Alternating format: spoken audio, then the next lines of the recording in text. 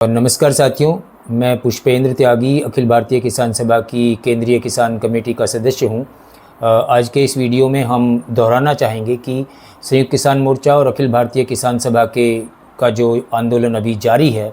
जन विरोधी नीतियों के खिलाफ, उसी के क्रम में 17 से लेकर 25 अगस्त तक एक नया जो प्रोग्राम है वो इस रूप में है कि हम अपने जनप्रतिनिधि जो सांसद और विधायक हैं उनको देश भर में मांग पत्र सौंपा जाएगा, उन्हीं 7 मांगों का जिनको लेकर 10 अगस्त का जेल भरो आंदोलन सारे देश में हुआ था। तो इसमें ज़रूरी है कि हम इन मांगों को फिर से एक बार याद करें। इनमें पहली बात है कि जो मुक्त व्यापार समझौते हैं भारत और अमेरिका और इसके अलावा अन्य समझौते, इनकी मांग है कि इनको रद्द किया जाए, क्योंकि ये किसानों के हित में नहीं है, ये हमारे देश और किसानों के खिलाफ है। दूसरी मांग के तौर पे हम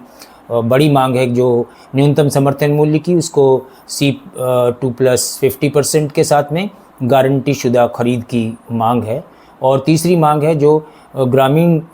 स्तर पे ख़ास तौर पे कर्ज माफ़ी को लेके ग्रामीणों के, ये हम चाहते हैं। और इसमें कर्ज की वजह से आत्महत्या करने वाले किसानों के परिवारों को 25 लाख रुपए के मुआवजे की भी बात है। चौथी मांग के तौर पर हम जानते हैं कि हमने मांग की है कि जो 4 श्रम विरोधी श्रम संहिताएँ सरकार ने लागू की हैं उनको वापस किया जाए, उन्हें रद्द किया जाए। और हम मांग कर रहे हैं कि 31,000 न्यूनतम मजदूरी इसमें होना चाहिए।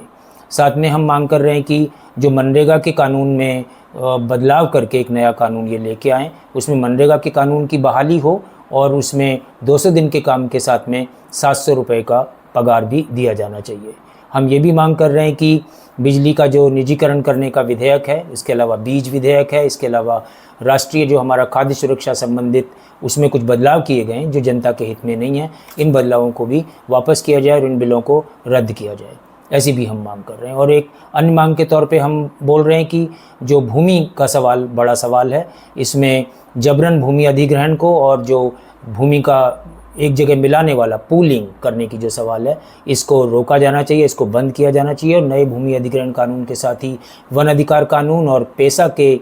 कानून के प्रावधानों को लागू किया जाना चाहिए। तो हम कहना चाहते हैं कि ये 17 से लेकर 25 अगस्त तक का जो ये जनप्रतिनिधियों से मिलने और उनको ये ज्ञापन सौंपने का कार्यक्रम, ये महज सांकेतिक नहीं है, ये एक बड़ा कार्यक्रम है। इसके लिए सड़क पे आने का ज़रूरत है। और इसी क्रम में ये 26 नवंबर के बड़े कार्यक्रम का जो शुरुआत होगा, ऐतिहासिक जब किसान आंदोलन शुरू हुआ था जिस दिन,